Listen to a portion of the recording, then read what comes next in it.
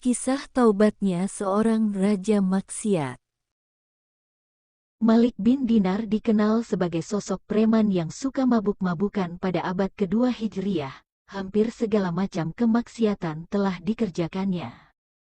Kehidupannya dimulai dengan kesia-siaan, mabuk-mabukan, maksiat, berbuat zalim kepada manusia, memakan hak manusia, memakan riba dan memukuli manusia, dilakukan segala kezaliman.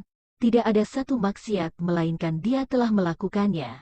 Sungguh sangat jahat hingga manusia tidak menghargainya karena kebejatannya.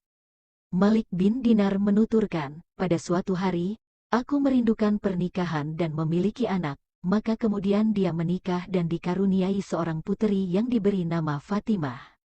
Malik sangat mencintai Fatimah.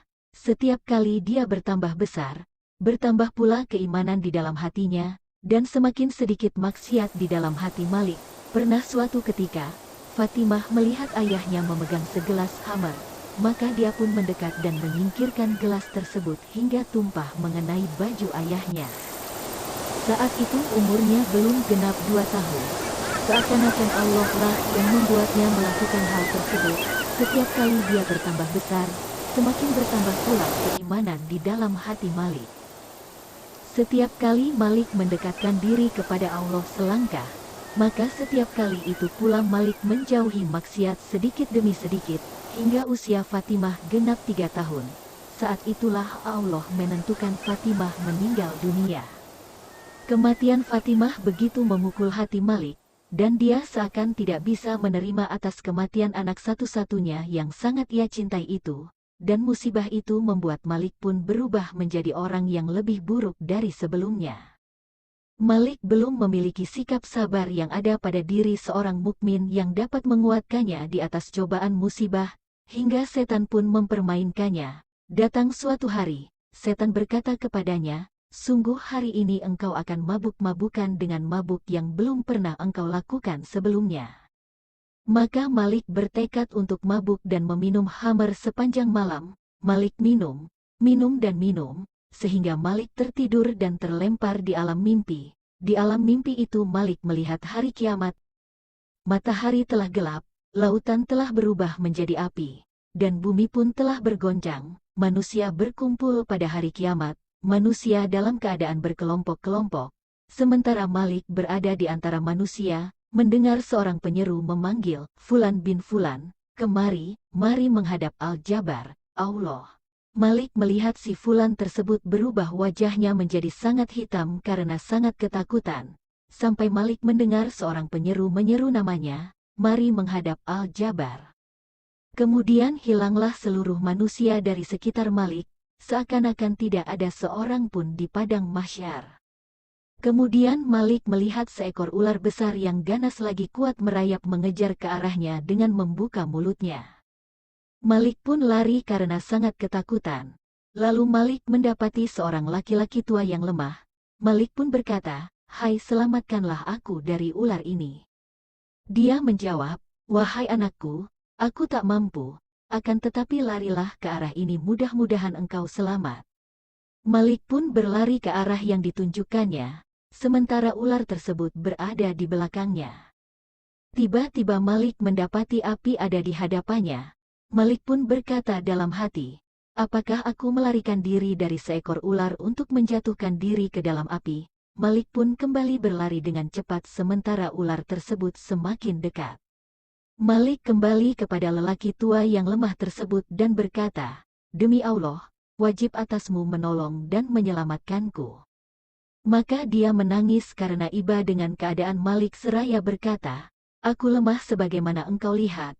Aku tidak mampu melakukan sesuatu pun, akan tetapi larilah ke arah gunung tersebut, mudah-mudahan engkau selamat." Malik pun berlari menuju gunung tersebut sementara ular akan mematoknya. Kemudian Malik melihat di atas gunung itu terdapat anak-anak kecil, dan Malik mendengar semua anak tersebut berteriak, "Wahai Fatimah, tolonglah ayahmu, tolonglah ayahmu."